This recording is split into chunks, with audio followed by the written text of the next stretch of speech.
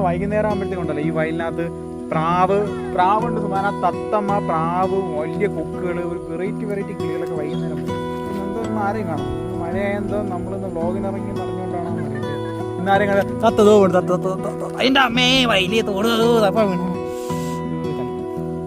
ഇവിടെ വൈകുന്നേരം മടിയില്ല, തോടിലും വയലിൽ എല്ലാ സാധനവും വരും വൈകുന്നേരം ആകുമ്പോഴത്തേക്കും. ആരെയും കാണും. മഴയാണ്ട് എല്ലാവരും വീട്ടിൽ പോയി.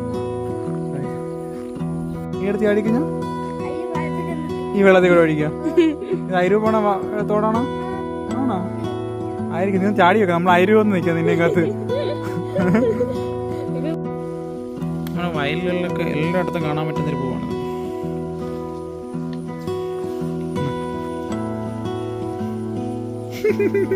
വെച്ചോ ചെമ്പരത്തി പൂവാണ് നിനക്ക് നല്ലത്. പക്ഷെ ഇത് കുഴപ്പമില്ല, വെച്ചോ.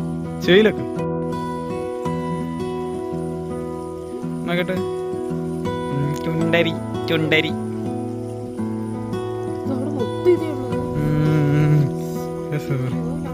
കളഞ്ഞിട്ട് ഇനി വീണ്ടും തിരിച്ച് ഗൾഫിൽ പോകണമെന്ന് ആലോചിക്കുന്നു.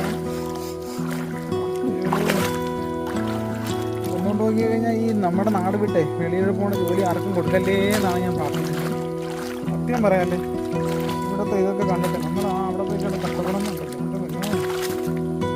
എല്ലാ നാടും അല്ല ഞാൻ പറയുന്നത്. ഗൾഫൊക്കെ വെച്ചിട്ടുണ്ടെങ്കിൽ ഭയങ്കര ചൂടല്ലേ. നല്ല നാടുകളുണ്ട്, നല്ല സ്ഥലങ്ങളുണ്ട്. പക്ഷെ എന്നാലും നമുക്ക് നമ്മുടെ നാട് തന്നെയാണ് സൂപ്പർ ഗൈസ്.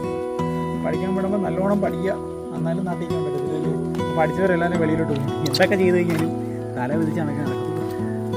പറയുന്നത് വെച്ച് നോക്കുകയാണെങ്കിൽ മാക്സിമം നാട്ടിക്കാൻ നോക്കുക, ഗൾഫിൽ പോകാതിരിക്കുക, നാടൻ വീടും വിട്ട് വീട്ടുകാരെയും വിട്ട് എവിടെയും പോകാണ്ടിരിക്കുക.